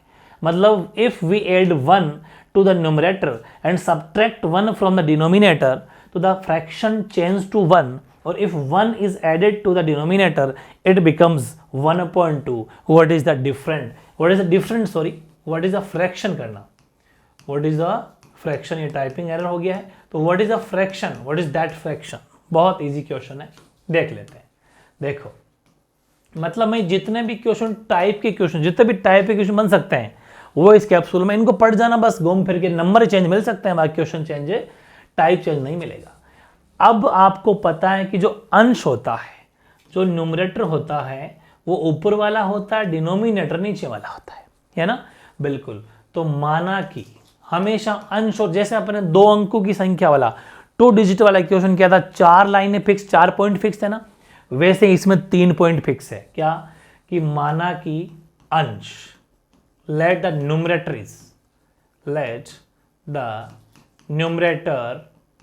ना, न्यूमरेटर b, वो है आपका x। ठीक है, फिर माना कि हर सपोज y, डिनोमिनेटर। ठीक है, शॉर्ट में लिख रहा हूं डिनोमिनेटर। ठीक है ना, ओके। फिर तीसरा पॉइंट, अतः बन गई अभिष्ट भिन्न। भिन्न का मतलब फ्रैक्शन। बस ये 3 पॉइंट फिक्स, x और y मानो, और फ्रैक्शन ऊपर x लिखना, नीचे y लिखना, क्योंकि अंश ऊपर हर नीचे। बिल्कुल 3 कॉलम फिक्स हो गए, 1 कॉलम, 1 पॉइंट, 2 पॉइंट, 3 पॉइंट। अब जो वो कह रहा है, according to question first condition, ठीक है ना, फर्स्ट कंडीशन, ये समझना आप, प्रश्नानुसार पहली शर्त क्या है? देखो, पहली शर्त ये है जो आपके सामने, वो कह रहा है अंश में 1 जोड़ दें, ये लो साहब, ये अंश है, इसमें 1 जोड़ दें क्योंकि अंश x माना अपन है, तथा हर में 1 घटा दें, हर y है, ये लो साहब 1 घटा दें, तो जो भिन्न बनती है वो भिन्न 1 में बदल जाती है, मतलब फ्रैक्शन 1 बन जाती है। ये आगे लिखना है। और 1 का मतलब आप इसको 1/1 भी लिख सकते हो, कोई दिक्कत नहीं है, क्रॉस मल्टीप्लाई करा लो। इसको इससे किया तो x + 1, इसको इससे किया तो y - 1। तो इक्वेशन क्या बन गई? x, y को अंदर ले लो, -y, ठीक है, बराबर ये -1 अपनी जगह ही है, इस 1 को भी इधर भेज दो, -1 हो गया। तो एक समीकरण बन गया आपके x - y बराबर -2। बस, वेरी इजी समीकरण फर्स्ट हो गया। ठीक है, आगे वाला क्या कह रहा है? यदि हर में 1 जोड़ दें, इसका मतलब फिर लिखो दूसरी शर्त, बहुत इजी क्वेश्चन है। दूसरी शर्त, सेकंड कंडीशन क्या है? सेकंड कंडीशन, पूरी बात समझिए। सेकंड कंडीशन, दूसरी शर्त है कि हर में 1 जोड़ दे, मतलब अंश में कुछ नहीं कर रहा, वो सिर्फ हर में जोड़ रहा, मतलब न्यूमरेटर में। If 1 is added denominator, numerator में कुछ नहीं कर रहा, मतलब x ही रहेगा, सिर्फ y में 1 जोड़ना है, तो फ्रैक्शन कहता है कि 1/2 हो जाती है। क्रॉस मल्टीप्लाई, इसको इससे किया तो ये 2x हो गया, इसको इससे किया तो ये y + 1 हो गया, तो 2x, y को अंदर ले लो, -y बराबर 1। ये इक्वेशन बन गई आपके 2, कोई दिक्कत नहीं है। आप इसमें मेथड लिखा हुआ नहीं है तो एलिमिनेशन मेथड सबसे बेस्ट बैठता है, विलोपन विधि। ठीक है, तो आप यहां पर एक लाइन लिखेंगे बाय एलिमिनेशन मेथड, यानी कि विलोपन विधि द्वारा, विलोपन विधि द्वारा। ठीक है, शुरू करते हैं। विलोपन विधि द्वारा समीकरण एक में से, समीकरण एक में से दो घटाने पर, चाहो तो आप दो भी घटा सकते हो, दो में से एक भी घटा सकते हो, कोई फर्क नहीं पड़ेगा। Subtract the equation 2 from equation 1। ठीक है, 1 क्या है, x माइनस वाई बराबर -2, सेकेंड है 2x माइनस वाई बराबर +1। जब घटाएंगे, क्योंकि मैं साइन चेंज करने थे इसलिए घटाया, खत्म। माइनस का 2x है, प्लस का x है, तो माइनस का x बचेगा भाई, माइनस ये 1x मान के चल लो, तो माइनस के 2x में प्लस का 1x चला गया, तो माइनस का 1x बच गया, 1 लिखने की जरूरत नहीं होती है।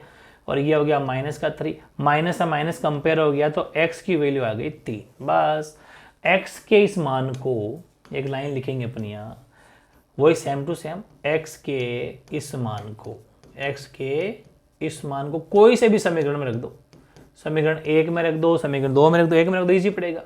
1 में रखने पर, 1 में रखने पर, यानी कि the value of x put in equation 1, यही कर देता हूं।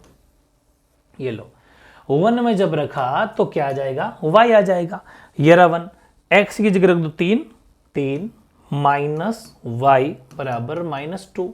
एक काम करो, 2 को अंदर ले लो और y को उधर भेज दो ताकि सारा मामला प्लस का हो जाए, तो y की वैल्यू हो जाएगी 5। बस, तो ध्यान रखें, उसने पूछा भिन्न क्या बनेगी, तो x तो आया 3, तो एक लाइन लिखना नीचे, यहां लिख देता हूं यहीं, ताकि एक ही पेज में सब कुछ हो जाए। अतः भिन्न, therefore फ्रैक्शन कितनी हो जाएगी, x की वैल्यू 3, y की वैल्यू 5, तो x ऊपर लिखो, y नीचे लिखो, 3/5, 3/5 आपका आंसर हो गया। कैसा लगा, है ना शानदार क्वेश्चन, वेरी इंपॉर्टेंट क्वेश्चन। देखते हैं नेक्स्ट क्या क्वेश्चन है। अब ये भी क्वेश्चन बहुत शानदार है, इसके बाद में एक क्वेश्चन और होगा, बस फिर ये शानदार सा कैप्सूल तैयार हो जाएगा। मैंने पहले कहा था थोड़ा सा बड़ा कैप्सूल बनेगा, लेकिन बहुत शानदार है, क्योंकि चैप्टर वैसे करेंगे तो 10 घंटे का चैप्टर है, जिसको मैंने 1.5 घंटे 1.25 घंटे में नोट कर दिया। ठीक है ना, और क्या करूं आपके लिए, ठीक है ना। तो देखो सोल्यूशन देखते हैं अपने इसका। सोल्यूशन है कि दो संपूरक कोणों में बड़ा कोण छोटे कोण से 18 डिग्री ज्यादा है, उन्हें ज्ञात कीजिए। वेरी इंपॉर्टेंट है, यहां पर संपूरक कोण है, उनमें एक बड़ा कोण एक छोटा कोण है। सप्लीमेंट्री एंगल, सप्लीमेंट्री एंगल का मतलब, और एक होता है कॉम्प्लीमेंट्री एंगल। बहुत बड़ी चीज बताता हूं, देखो जब भी कोई दो एंगल्स का सम, पूरी बात समझना, जब भी दो कोणों का योग अगर 180 डिग्री है, तब तो वो संपूरक कोण यानी सप्लीमेंट्री एंगल है। और जब भी दो कोणों का सम यानी योग 90 डिग्री है, तो वो कॉम्प्लीमेंट्री एंगल है, यानी वो पूरक कोण है। ये ध्यान रखना, एग्जाम में क्वेश्चन आ सकता है, किन्हीं भी दो कोणों का योग 90 डिग्री हो सकता है, 45-45 के हो सकता है 30-60 के हो, कुछ भी हो, दोनों का सम 90 होगा। इनमें इसमें हो सकता है वो आपके 100 का 80 का हो, ठीक है, हो सकता है 90-90 का हो सकता है 40 और आपके 140, कैसा भी हो, ये चीजें समझनी है आपको। ठीक है, बस मेरा कहने का मतलब है कि सप्लीमेंट्री जो एंगल है वो आपके क्या होता है, सप्लीमेंट्री एंगल के अंदर आपके 180 का आपको ध्यान रखना। ठीक है, 180 क्या हो जाएगा, इस चीज का आपको जरूर ध्यान रखना है, बाकी कोई दिक्कत वाली बात नहीं है। चलो फिर इस क्वेश्चन को अपन सॉल्व करते हैं। सॉल्यूशन करना, सबसे पहले इसने बड़े छोटे की बात कर दी, इसलिए हमें बड़ा छोटा मानना पड़ेगा। माना कि बड़ा कोण, ठीक, लेट द लार्जेस्ट एंगल वो है सपोज x डिग्री, और फिर अपन मान लेते हैं छोटा कोण यानी कि स्मॉलेस्ट एंगल वो है सपोज y डिग्री, पहली बात। फिर उसने कहा संपूरक कोण, अकॉर्डिंग टू प्रश्न जब भी ऐसा आ जाए तो सुनो, x degree plus y degree बराबर 180 डिग्री, समीकरण 1। क्यों? इसका रीजन लिख सकते हो यहां पर, आप यहीं पर यहां लिख देना कि किन्हीं दो कोणों का योग, ठीक है, ऐसा लिख दो। हम जानते भी लिख सकते हो, या फिर हाँ हम जानते ज़्यादा बढ़िया है, हम जानते हैं कि दो संपूरक कोण, ठीक है, संपूरक कोणों का योग 180 डिग्री होता है, ठीक है, ये ध्यान रखना है। we know that sum of supplementary angle is 180 degree. ये बात आपको समझनी, इक्वेशन पास समझ में आ गई। पहली कंडीशन है, आप चाहो लिख सकते हो पहली शर्त, यानी कि फर्स्ट कंडीशन और भी शानदार हो जाएगा। अब लिख रहे हैं अपन दूसरी शर्त, सेकंड कंडीशन, ठीक है। सेकंड कंडीशन क्या है? वो है कि बड़ा कोण छोटे कोण से 18 ज्यादा है। बड़ा कोण कौन है? पूरी बात को समझना, ये बड़ा कोण है, ये छोटा कोण है। मैंने कहा था बड़ा छोटे से हमें मतलब नहीं, हमें तो बराबर करना है। हम देखेंगे छोटा कोण। उसने कहा कि बड़ा कोण मतलब x इतना पावरफुल है कि अगर उसको y को उसके बराबर कराना है तो y में 18 जोड़ दो, क्योंकि छोटा ये है, इसमें 18 जोड़ ताकि बड़े वाले के बराबर आए।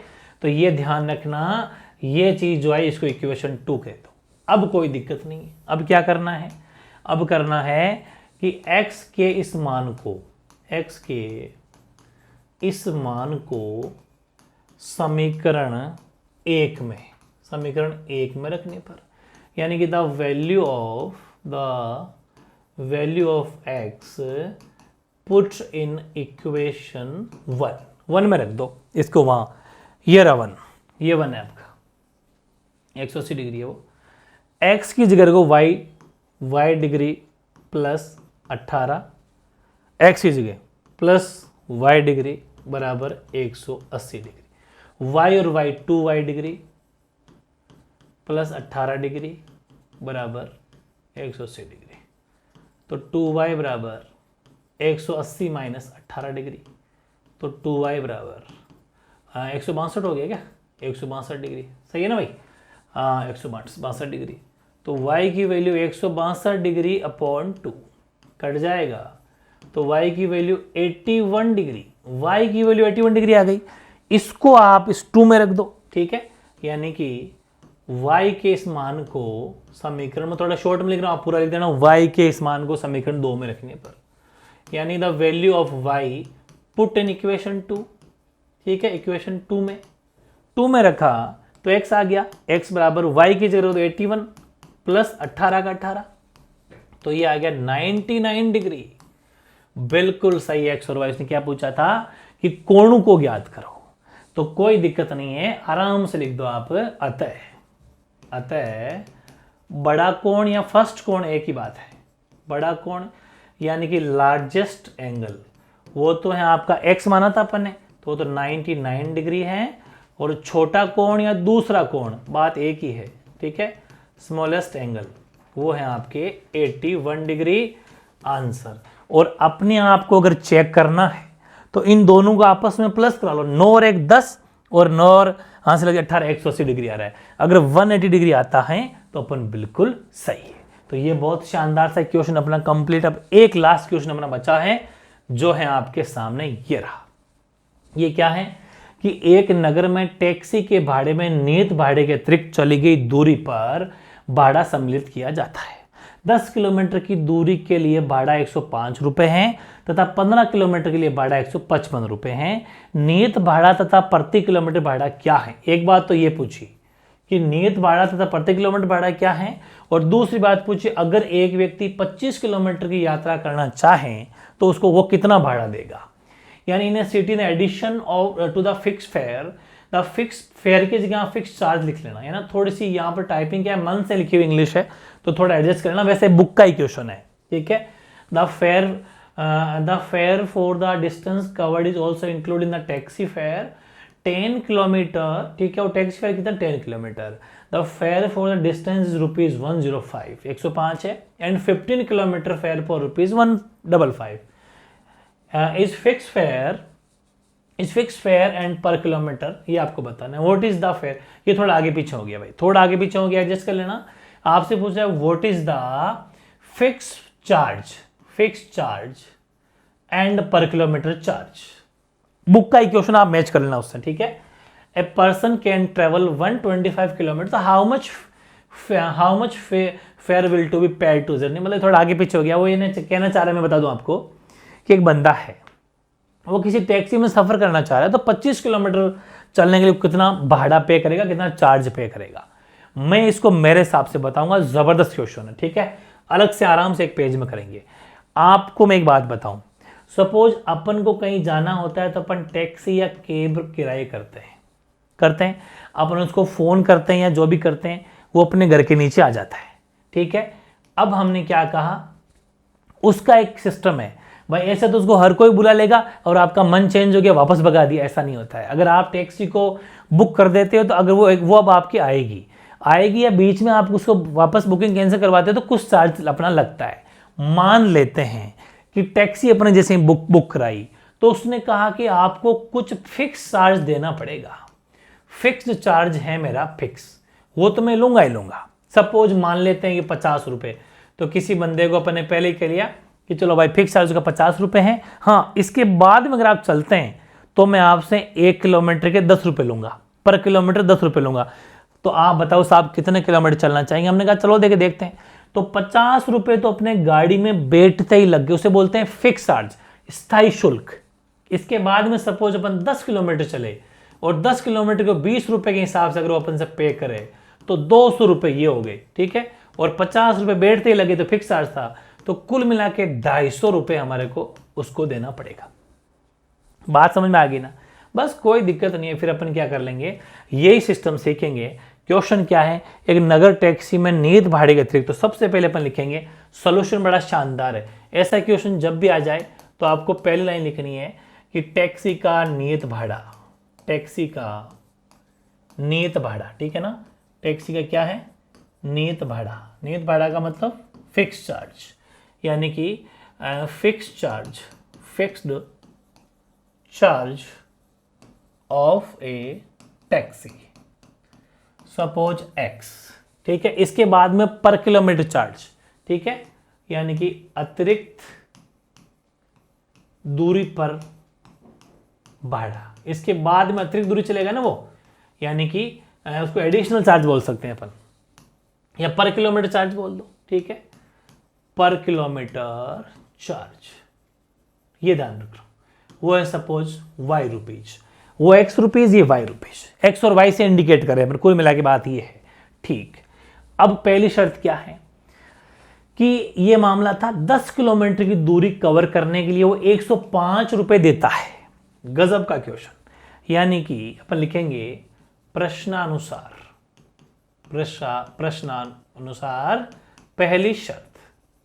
पहली शर्त according to question first condition, ठीक है। और फर्स्ट कंडीशन क्या है वो देखो, वो ये है कि X रुपए तो आपके बैठते ही लगेंगे, वो तो फिक्स चार्ज है। समीकरण बनाना सीख लो, इक्वेशन सबसे इंपॉर्टेंट है। प्लस अब 10 किलोमीटर चल रहे हैं आप, ये ले भाई 10 किलोमीटर और Y रुपीज आपके लगेगा पर किलोमीटर के ऊपर, लिख दिया पर किलोमीटर चार्ज है ये। अतिरिक्त दूरी पर भाड़ा, ये आप लिख सकते हो प्रति किलोमीटर भाड़ा, बात एक ही है, वो Y रुपए लगेंगे।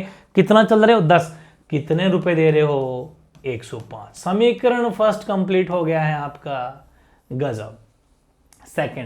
सेकंड उसने कहा 15 किलोमीटर के लिए 155 रुपए देते हो, ठीक है, यानी कि एक सेकंड कंडीशन लिखो आप, दूसरी शर्त, सीधे मत लिखना, पूरा सिस्टम लिखना है ना। सेकंड कंडीशन क्या है कि X तो फिक्स चार्ज है, 15 किलोमीटर चल रहे हो तो आप कितना रुपए दे रहे हो, 155 आई थिंक, हाँ ओके। तो 155 155 रुपए इसमें आप दे रहे हो। ये आपका इक्वेशन 2 समीकरण 2 बन गया। बताओ कितना आसान तरीका है, वेरी इजी। अब मेरी बात सुनना, मैंने जो पिछला इक्वेशन करवाया आपको, कौन सा, ये वाला, इसमें मैंने एलिमिनेशन मेथड अप्लाई किया क्या, नहीं, जरूरत नहीं पड़ी, ठीक है, इसमें जरूरत नहीं पड़ी। अब यहां पर हमारे पास जरूरत पड़ रही है कि इक्वेशन 1 और 2 है, अपन चाहें तो एलिमिनेशन मेथड यानी कि अपन विलोपन विधि लगा सकते हैं, वेरी इजी है।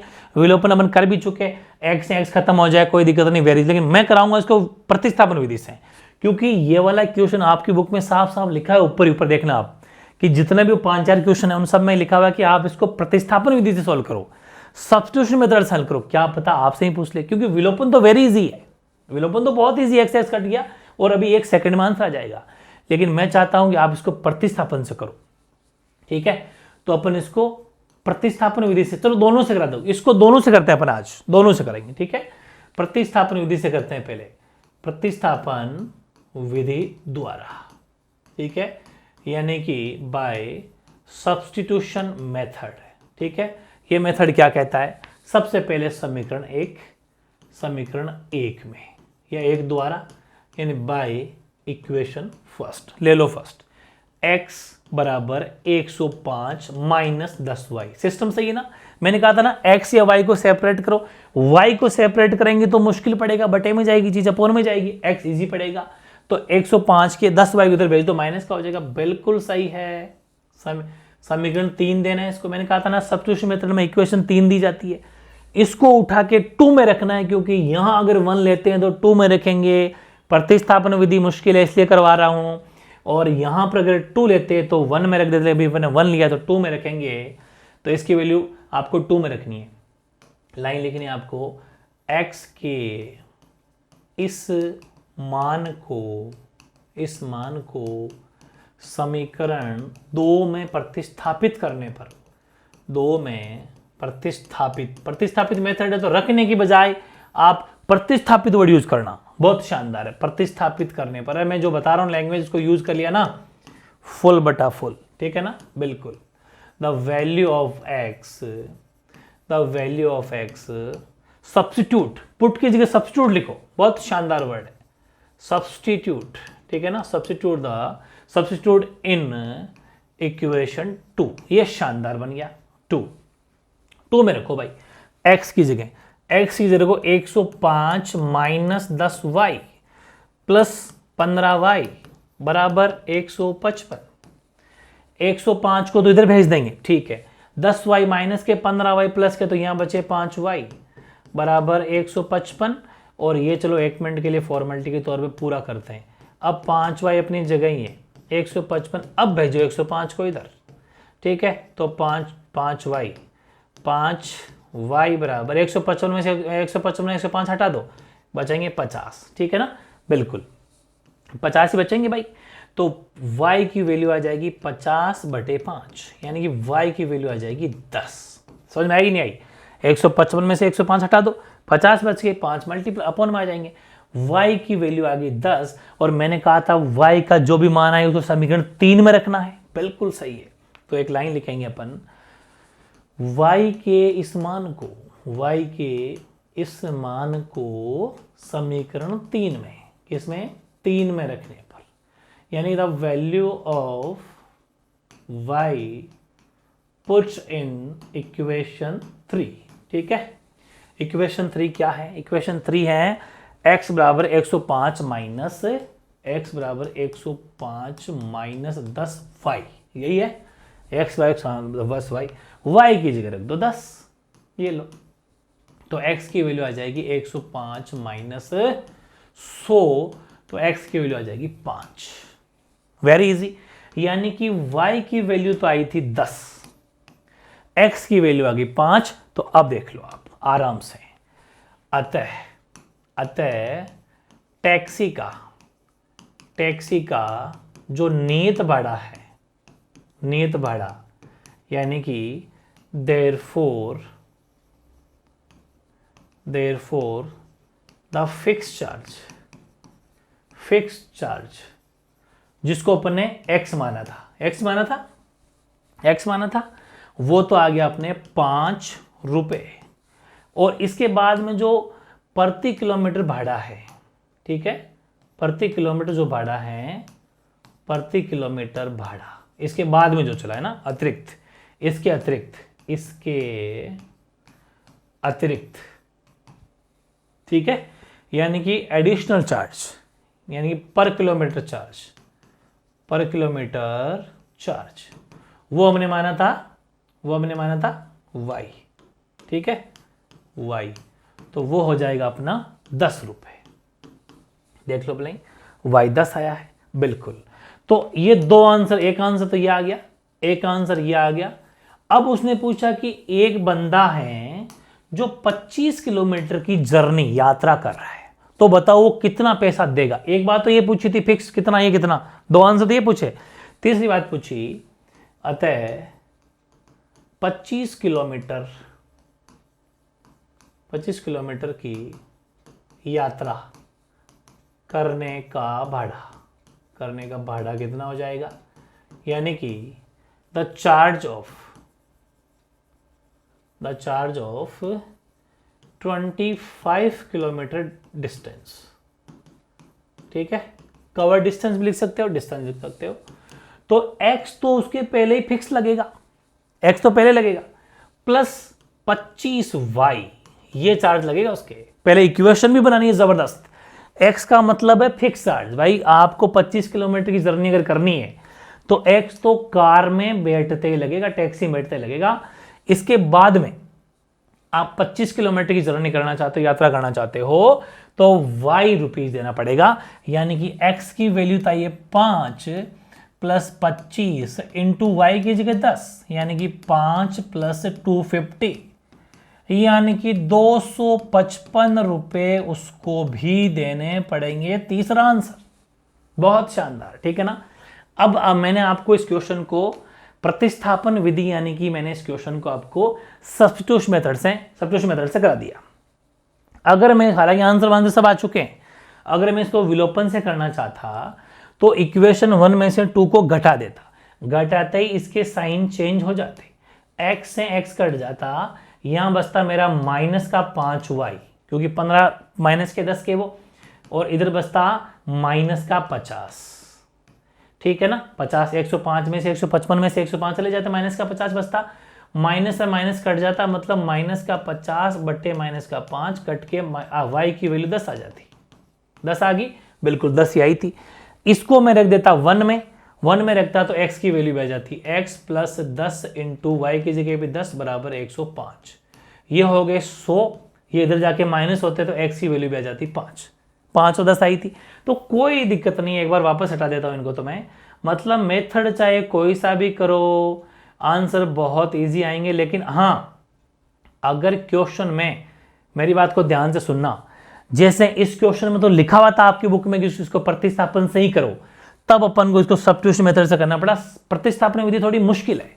एलिमिनेशन देख लो, मैंने 1 सेकंड में कर दिया विलोपन विधि तो, लेकिन विलोपन विधि लिखा हुआ नहीं था, ये लिखा हुआ था इसलिए कराया। लेकिन अगर लिखा हुआ नहीं हो तो आपको हमेशा विलोपन विधि लगानी है। एलिमिनेशन मेथड ईजी पड़ता है, गलत नहीं होता, ठीक है।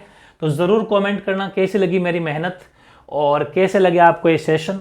अपने चैप्टर 3 जो करने को तो 10 घंटे में नहीं होता पूरा, 10 घंटे की क्लास को मात्र मेरे हिसाब से 1.5 घंटे की हुई होगी, तो 1.5 घंटे के अंदर अगर कंप्लीट हो जाती है, 1 घंटा 40 मिनट भी तो क्या फर्क पड़ता है। जबरदस्त तरीके से करा दिया। तीसरा कैप्सूल, चौथा कैप्सूल छोटा सा आएगा, इस कैप्सूल को ढंग से जम के प्रैक्टिस कर लेना। इसमें मैंने क्या करवाया कि जितने भी टाइप के क्वेश्चन बन सकते हो मैंने आपको सारे करवा दिए, ठीक है। फिर भी कोई डाउट रह गया हो तो जरूर कमेंट कर देना, कोई छोटी मोटी गलती रह गई, क्योंकि आपको पता है मैं तो आपके सामने सोल्यूशन कर रहा हूं, तो कोई गलती रहेगी तो आपको मिस्टेक में सुधारेंगे, आप कमेंट कर देना, ठीक है। तो ये था अपना तीसरा कैप्सूल। मिलते हैं चौथे चैप्टर और चौथे कैप्सूल के साथ में, ठीक है। ओके।